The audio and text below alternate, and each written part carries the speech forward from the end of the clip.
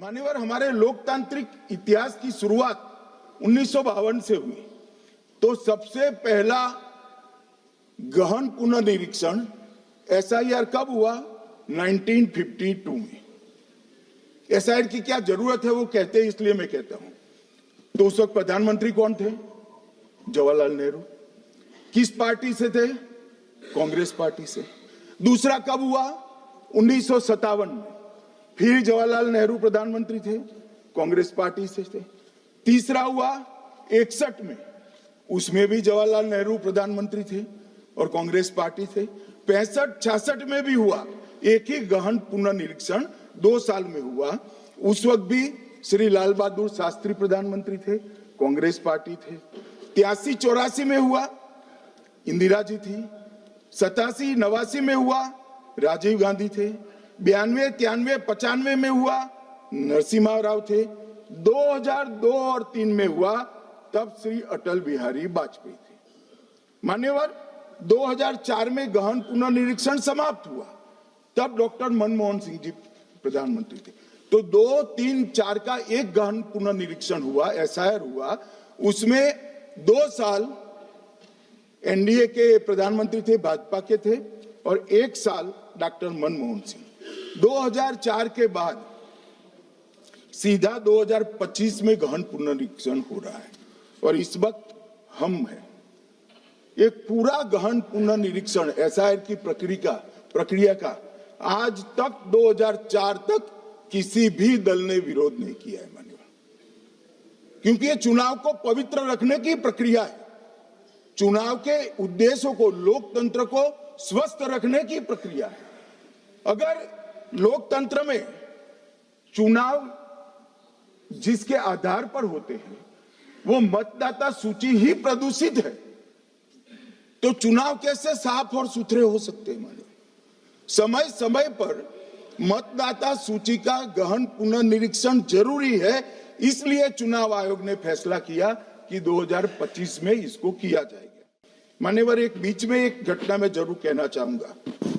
2010 में एक चुनाव आयुक्त महोदय ने निर्णय किया कि रिटर्निंग ऑफिसर को मतदाता सूची में से नाम काटने का अधिकार नहीं है, और उसके बाद से किसी की मृत्यु हुई तो भी नाम नहीं कटते थे, कोई एक क्षेत्र से दूसरे क्षेत्र में गया तो भी नाम नहीं कटते थे।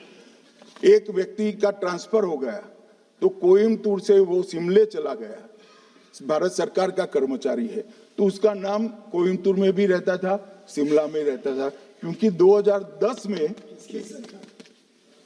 मैं बताता हूं, मैं बख्शूंगा नहीं, आप चिंता मत करो, क्योंकि 2010 में एक व्यवस्था हुई कि किसी का नाम नहीं काट सकते, और उस वक्त भी कांग्रेस पार्टी की सरकार थी। तो एक गहन पुनर्निरीक्षण क्या है? मानिए, एक गहन पुनर्निरीक्षण है कि जिनकी मृत्यु हो गई उनके नाम कट जाए, जो 18 साल से बड़े हो गए उनके नाम जोड़ जाए, जो किसी भी प्रकार से 2 जगह मतदाता है उनके नाम कट जाए, और जो विदेशी नागरिक है उनको चुन चुन कर डिलीट किया जाए। ये गहन पुनर्निरीक्षण। और मैं आज इस मंच से, आपके माध्यम से इस सदन को और देश की जनता को कहना चाहता हूं, क्या कोई भी देश का लोकतंत्र सुरक्षित रह सकता है जब देश का प्रधानमंत्री और राज्य का मुख्यमंत्री कौन हो वो घुसपैठ ये तय करेंगे? मान्यवर, नहीं रह सकते। मान्यवर, इस एसआईआर पर, गहन पुनर्निरीक्षण पर एक तरफा 4 महीने से झूठ फैलाया और देश की जनता को गुमराह करने का प्रयास किया। और मेरा आग्रह है सदन के पक्ष और विपक्ष के सभी सदस्यों, मैंने एसआईआर की प्रक्रिया का, इससे जुड़े हुए संवैधानिक अनुबंधों का और भूतकाल में जो एसआईआर हुए वो सभी का गहन अभ्यास किया है। मैं आज आपके माध्यम से इस सदन को और सदन के माध्यम से पूरे देश की जनता को जो झूठ विशेषकर कांग्रेस पार्टी द्वारा फैलाया गया है, वो झूठ का मेरे तर्कों के हिसाब से जवाब देना चाहता हूं। आप बेटे बेटे ज्ञान मत दीजिए। मान्यवर, ये देश के संविधान में मान्यवर, ये देश के संविधान के अनुच्छेद 2 से चुनाव आयोग की रचना हुई। एक प्रकार से चुनाव आयोग एक संवैधानिक संस्था है। संविधान के अंदर चुनाव आयोग का गठन, उसकी शक्तियां, चुनावी प्रक्रिया, मतदाता की परिभाषा और मतदाता सूची को तैयार करने और उसके सुधारने के लिए की शक्तियां, इसके बारे में स्पष्ट प्रावधान किए गए। और मान्यवर, बड़ी विनम्रता से मैं बताना चाहता हूं कि प्रावधान जब किए गए तब हमारी पार्टी बनी ही नहीं थी। हमारी पार्टी के अलावे जो लोग हैं, इन लोगों ने संविधान सभा में चर्चा कर संविधान को बनाया था। इसलिए ये पूरी चुनाव की प्रक्रिया जो संविधान के अंदर व्याख्यायित की गई है और आज जो हो रहा है, ये दोनों के बीच में क्या अंतर है और आरोप क्या है, इसको मैं जवाब देना चाहता हूं। मान्यवर, फ्री एंड फेयर चुनाव कराने का हमारा संविधान ने जिम्मेदारी चुनाव आयोग की तय की। मतदाता सूची बनाने की और मतदाता सूची में सुधार करने की जिम्मेदारी भी चुनाव आयोग को दी। अनुच्छेद संविधान के भाग 15 में अनुच्छेद 324, इसमें चुनाव आयोग का गठन, चुनाव आयुक्त की नियुक्ति, लोकसभा, राज्यसभा, विधानसभा, उपराष्ट्रपति और राष्ट्रपति, ये सभी चुनाव का संपूर्ण नियंत्रण संविधान ने चुनाव आयुक्त को दिया है। और चुनाव आयुक्त एक से ज्यादा हो तो इलेक्शन कमिश्नर को दिया है। अब 325 जो अनुच्छेद है, वो किसी भी पात्र मतदाता को मतदाता सूची से बाहर नहीं रखा जाता, इसका प्रावधान करता है। मगर 326 एक गहन पुनर्निरीक्षण के लिए, SIR के लिए बहुत महत्वपूर्ण है। क्या है 326 मान्यवर? इन्होंने मतदाता की पात्रता, योग्यता और मतदाता होने की शर्तें आर्टिकल 326 में तय की है।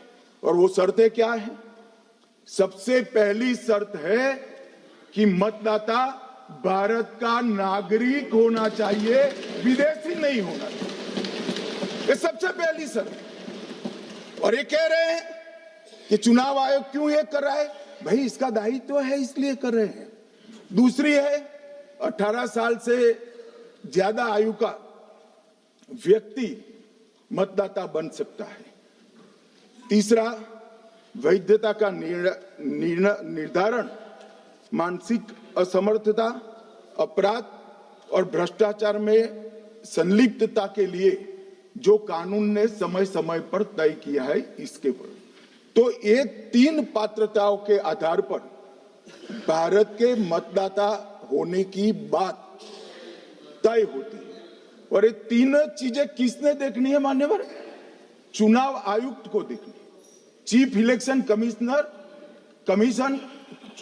इलेक्शन कमीशन मतलब चीफ इलेक्शन कमिश्नर और कमिश्नर्स ने देखनी है।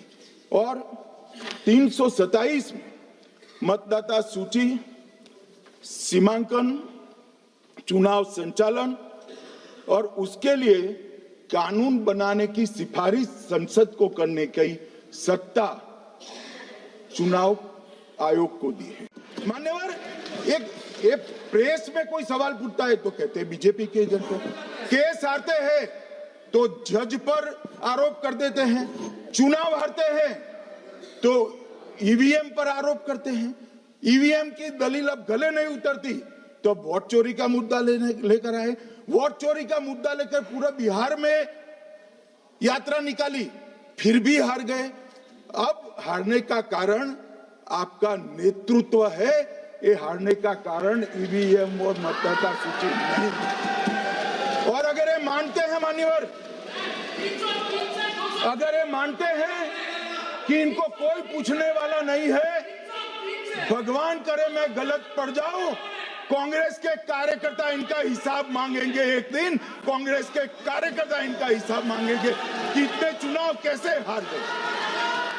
मान्यवर, ये कहते हैं कि घुसपैठ हो रही है, भारत सरकार की जिम्मेदारी नहीं है।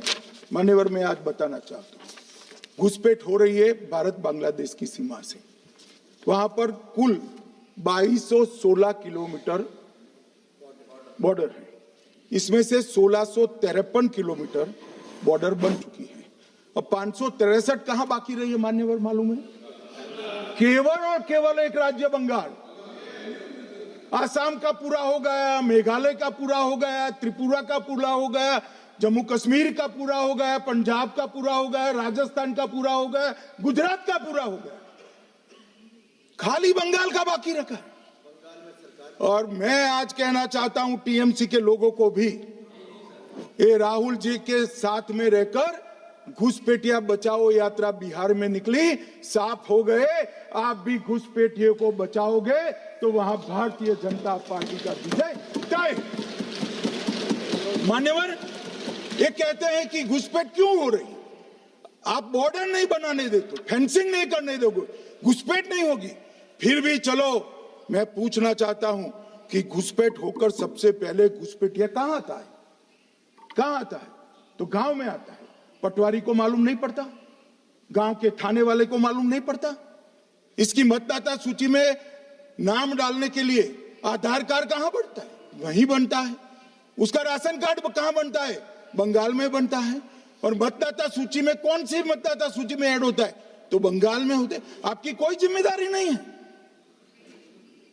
मान्यवर, ये देश के भविष्य और सुरक्षा के साथ खिलवाड़ कर रहे। कभी कभार चुनाव तो जीत जाओगे घुसपैठियों के आधार पर, परंतु इस देश की सुरक्षा को आप ताक पर रखो। मैं आज कहना चाहता हूं मान्यवर, बिहार की जनता ने एक बहुत महान फैसला किया है, घुसपैठिया बचाओ यात्रा के खिलाफ जनादेश दिया। और बंगाल भी ये करने जा रहा है मान्यवर, आने वाले दिनों में करेंगे, उनको मालूम नहीं।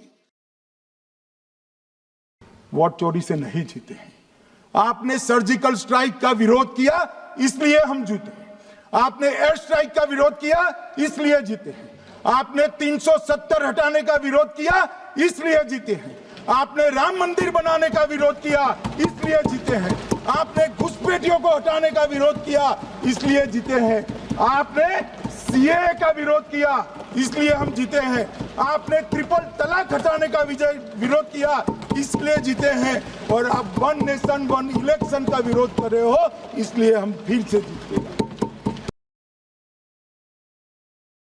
इस देश के प्रधानमंत्री जी ने घर पहुंचाया, गैस पहुंचाया, पानी पहुंचाया, शौचालय पहुंचाया, 5 किलो अनाज मुफ्त पहुंचाया और 5 लाख तक की दवाइयां मुफ्त कर दी। क्या समझते हैं कि वोट चोरी कर जीते हैं? इस देश के इंफ्रास्ट्रक्चर को 40 साल देख लीजिए और हमारे 11 साल देख लीजिए, इंफ्रास्ट्रक्चर को 3 गुना बढ़ाने का काम हमारे प्रधानमंत्री नरेंद्र मोदी। और इसलिए जनता हमें जिताती है। एसआईआर का विरोध करोगे तो बिहार की जगह बंगाल और तमिलनाडु में भी साफ। मान्यवर, इस 140 करोड़ की जनता का जनादेश ईश्वर का आदेश होता है। हमारे यहाँ तो कहते हैं ना कि जनता ही जनार्दन होती है, तो जनता का फैसला श्री कृष्ण का फैसला होता है, जनार्दन का फैसला। और वो जनता के फैसले को ये लोग वोट चोरी इस तरह की भाषा का प्रयोग करते हैं। जनता देख रही है, जनता आंख मूंद कर नहीं बैठी।